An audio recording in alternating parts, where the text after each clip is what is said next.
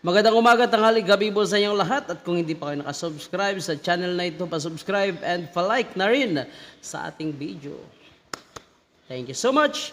At ngayong araw ay nanumpa na yung mga bagong cabinet members and secretary ng ating administrasyong Pangulong Ferdinand Bongbong Marcos. At ito ay nanumpa na sa Malacanang. Kasunod po ng ilang batikos, ng ilang senadors po natin. My warmest congratulations. You are shining beacons of courage, commitment, and patriotism. And we are deeply grateful for each and every one of your service. So with that, without to put on record that...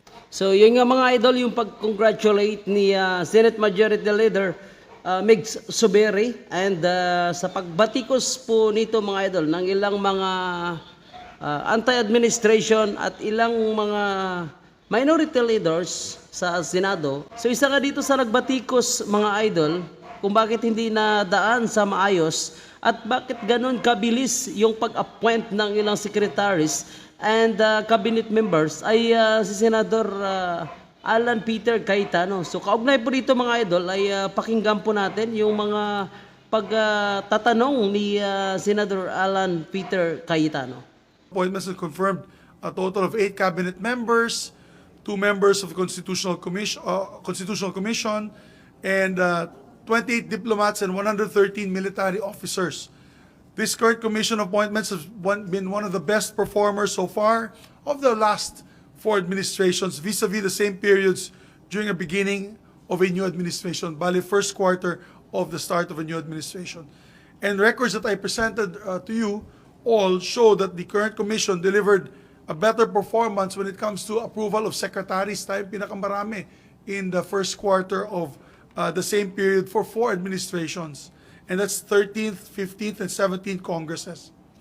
Between July 25 and September 28, the Commission confirmed 8 cabinet members out of 21, or 38%, whereas the 17th Congress merely confirmed 31% of appointments. They only approved 7 out of their 7 cabinet members.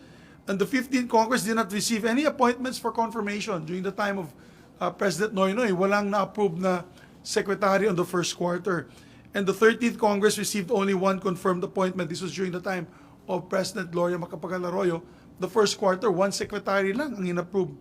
Kaya maraming nagsasabi na nagko-complain bakit namin hindi na-approve yung ibang mga kalihim ng ating presidente, ating pangulo, ng mga cabinet members dahil sa kakulangan ng panahon. Talaga. At yun nga mga idol, yung pahayag ni Senate Majority Leader Sen.Migz Zubiri at nanindigan niya ito na tama yung kanilang ginawa. Hindi po ito rubber stamp o mano ang sabi niya kasi halos lahat naman or majority ng nasa Senado and Kongreso ay inoprobahan naman yung pag-appoint ng ilang secretaries and cabinet members. Ngunit hindi nga dito kumbinsido ang ilang senadors at isa po dito ay si Senator Allan Peter Cayetano na mali umano yung naging paraan na pag-appoint ng ilang mga cabinet members and secretaries kasi hindi umano dumaan sa question and answer.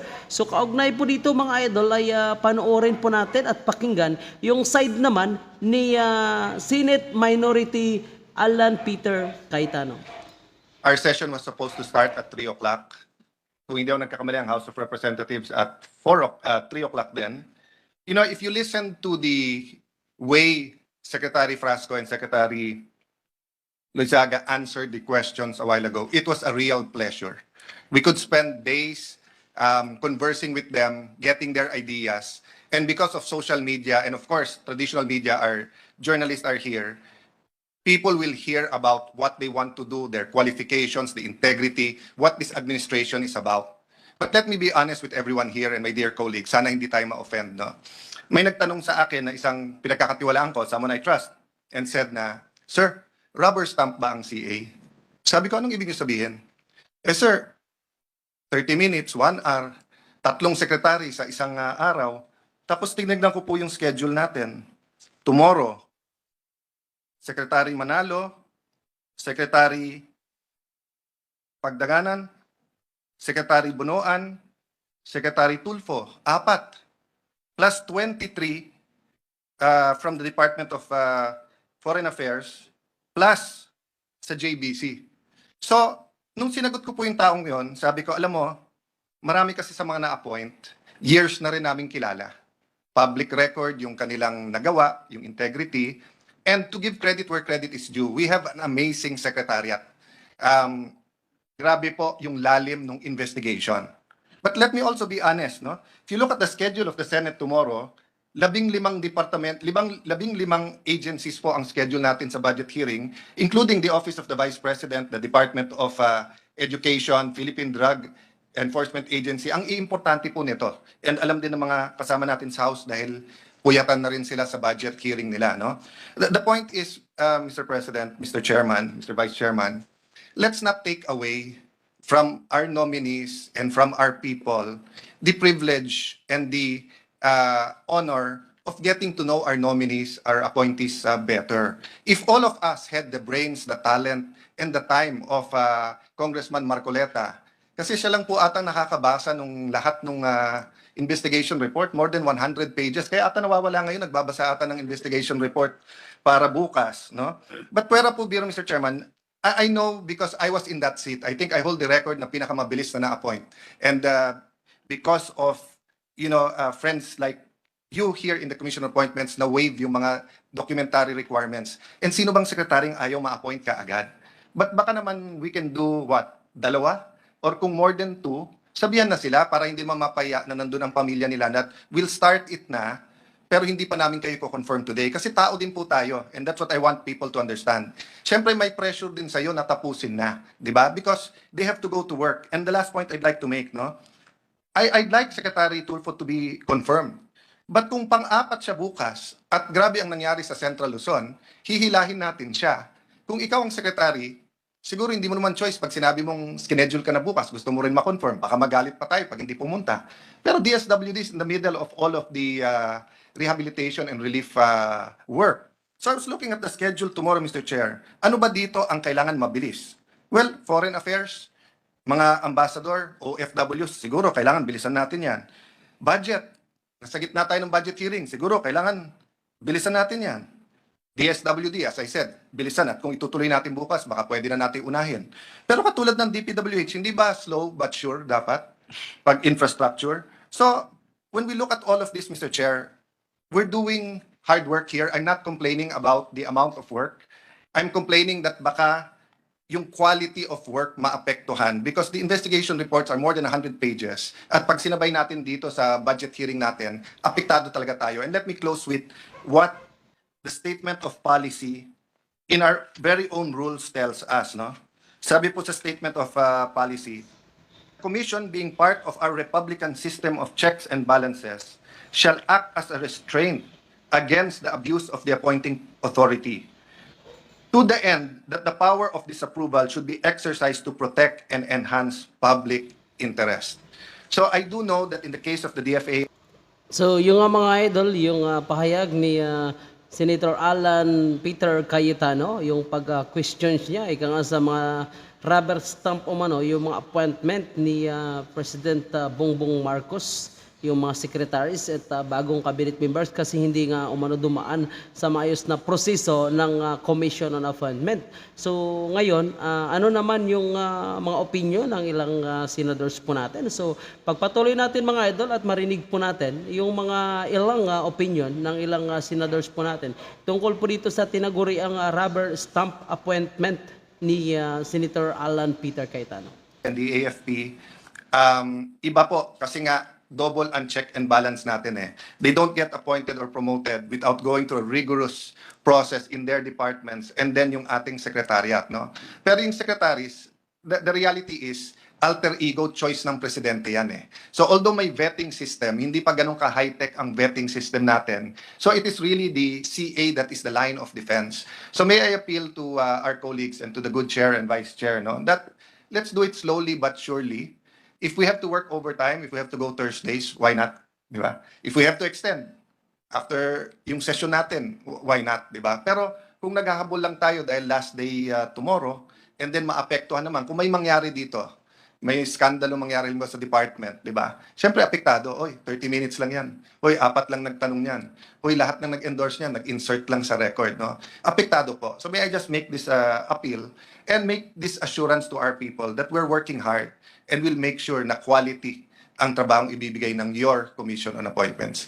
Thank you, Mr. Chair, and may I Thank make you. that appeal. If I may be able to also put on record, we made that appeal earlier, Senator Cayetano. In the beginning of the session, I already informed the Secretariat that we should only have no more than 3 committees to handle. We have 4 secretaries, 23 ambassadors or DFA, and 1 JBC tomorrow. And I was informed no cancellation. So I don't want the secretaries to wait, Mr. No, Chair. no, Maybe- that's why. To allow me to explain, my dear colleague, no? We are performing our duties. We are not neglecting our duties here. Remember, we have to put it in proper context. If they are not appointed tomorrow, they will be bypassed. And therefore, the president has to reappoint them when we come back. So that also gives them a problem. It's problematic for the secretary to be bypassed and have to seek another reappointment. It is also going to hinder their performance as members of the cabinet. So that is why we always ask if there are objections. In the committee, no one is prevented, and you can ask the majority leader, no one is prevented from asking, and no one is prevented from objecting, and no one is prevented from asking another hearing. As a matter of fact, Secretary Manalo was already invited for 1 hearing, but we asked him to come back. So it does not mean if we schedule you today, you will be appointed today. Swerte lang po yung 3 secretary dahil siguro maraming kaibigan at magagaling naman talaga, and we can see there were no objections, even opposition to their appointments. Then if we can confirm them immediately. However, I get the point of the minority floor leader. I also said that earlier to the majority leader. I said to him, this is too much. It is eating in the time of the Senate. We have to be able to ask quality questions, allow our colleagues to ask the questions. So we are going to follow your lead. And maybe tomorrow, pasensya na lang. Siguro tama po si Senator Cayetano, tomorrow is our last day.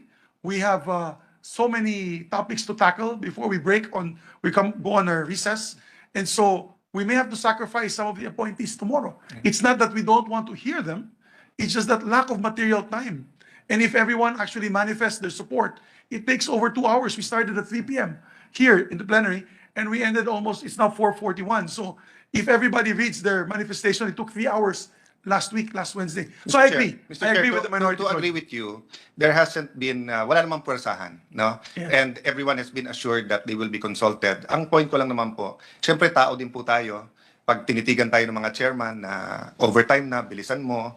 And personally ako, At yun nga mga idol, kahit nagpaliwanag pa si Senate Majority Leader Migz Zubiri at talagang na-insist ni Senator Alan Peter Cayetano na dapat ay pakinggan o dapat yung kanyang suggestion ang masusunod. So kayo na po umagusga dyan mga idol. although matanong din po ako, I'll ask it sa budget hearing. Pero hindi ko rin ma-attendan yung budget hearing kasi kasabay. So ang point ko lang naman po, siguro understanding from the Office of the President na because sabay-sabay, because it is the start of the new administration, may mababypass talaga. But that is not on the reflection on the performance or integrity of the nominee or the appointee. So let me just put that on record. Na yung mababypass ngayon, siguro kung 3-4 beses ka na bypass, ibang usapan yun. And that's why we have a rule na kailangan magbotohan na after 3 beses no, na ma-bypass ka. No? So having said that, I thank you, Mr. Chair, and hopefully nga, we can meet quickly and decide para hindi mo maghintay yung hindi kailangan maghintay kasi may trabaho din yung secretary na yun eh no. Thank you very much. Yeah, we take Mr. Chair. note of that, and we will take steps to make sure that it does not happen again. And I'd like to start sessions at 3 p.m. because I am going to be ridiculed by our former Senate President, Senator Soto, who always made sure session opened at exactly 3 p.m. every day. Mr. President. Senator Tolentino. Mr. President, I commiserate with the position of Senator Cayetano, although I'm not part of the minority. Perhaps to rephrase his comments, it would boil down to the 5-day rule, Mr. President. We are not yet tired. Congressman Marcoleta is still very energetic, and the same is true with the majority leader. He emphasized to me his youthful robustness during the lunch break, but perhaps again the toll on our daily grind Mr. President. The toll probably is the gist of the Good Minority Leaders manifestation. So, Mr. President, we can still work. We can still work, but we observe the 5-day rule. We recognize likewise the limits of our physical endurance. This is not going to be a marathon, but the marathon is the budget deliberations. But we all enjoy working for the Commission on Appointments as part of our mandate, Mr. President. So I join the manifestation of our good minority leader. Baka pagod na yung iba, pero ituloy lang po natin yung ating trabaho. Alang-alang sa bayan, Mr. President. So yun nga at suportado rin ni Senator Francis Tolentino yung manifestation ni Senator Alan Peter Cayetano na dapat bigyan ng sapat na oras yung pag-appoint ng ilang secretaries and cabinet members. Chair, may we recognize Senator Senator Villar. Villar is recognized. I just want to manifest that those in the list tomorrow, I haven't talked to them even once. So I just wonder if we schedule secretaries whom we haven't talked to before their appointment. I just want to make that manifestation. Thank you very much.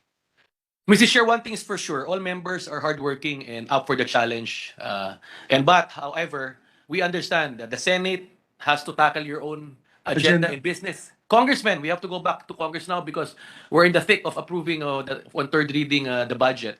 But we note everyone's opinion, comment, and moving forward, I think we will work accordingly based on time constraints and And we appeal, Your Honor, we appeal to our friends in the executive because they badger us with calls every night, every hour, including the Secretariat. We make an appeal to our distinguished colleagues that we will now follow maybe a 2-committee or maximum 3-committee rule every Commission on Appointments Day so that hindi po tayo always naghahabol ng oras. We have enough time to ask questions and we have enough time to vet out any opposition on their appointments. And we appeal to them. We don't do this because we don't like them. We do this, as said by Senator Cayetano, because we want the public. We owe it to the public to know what their plans or programs are for their departments. So I'm glad that the Minority Floor Leader brought that up. Even I am having sleepless nights on how to schedule their appointments, and so be it. It has been said and it shall be followed. And if there's no objections from our colleagues in the next hearing, the next few hearings, particularly tomorrow, we cannot finish tomorrow with the list that I've given. We will not be able to finish till 6 p.m. So that we'll have to cut down that list. And I'll leave it to the Majority Floor Leader and our colleagues to see who will have to vent for the next hearing. Mr. Chair, on the part of the House contingent, upon consultation with our chairman, we fully agree with the suggestion of the Minority Leader, the Senate President, and Senator Tolentino, and Senator Cynthia Villar, in order to, fully deliberate on all nominees. We agree with the suggestion, and the 5-day rule definitely should be followed moving Yes. forward. Moving So yun nga mga idol at nagkasundo na rin yung House of Representative and Senate of the Philippines na bigyan talaga ng sapat na oras yung pag-appoint ng ilang secretaries and cabinet members pero wala na umanong oras. Yan, wala na nga oras kaya hanggang dito na lang yung ating video and more videos katulad nito. Ayan, update po sa Senado, Kongreso, update po sa mga activities ng ating Pangulo. Huwag kalimutan i-subscribe yung ating channel. I-like na rin yung video na ito. Ayan, para mapanood ng ilang mga kaibigan natin. Maraming salamat and God bless everyone.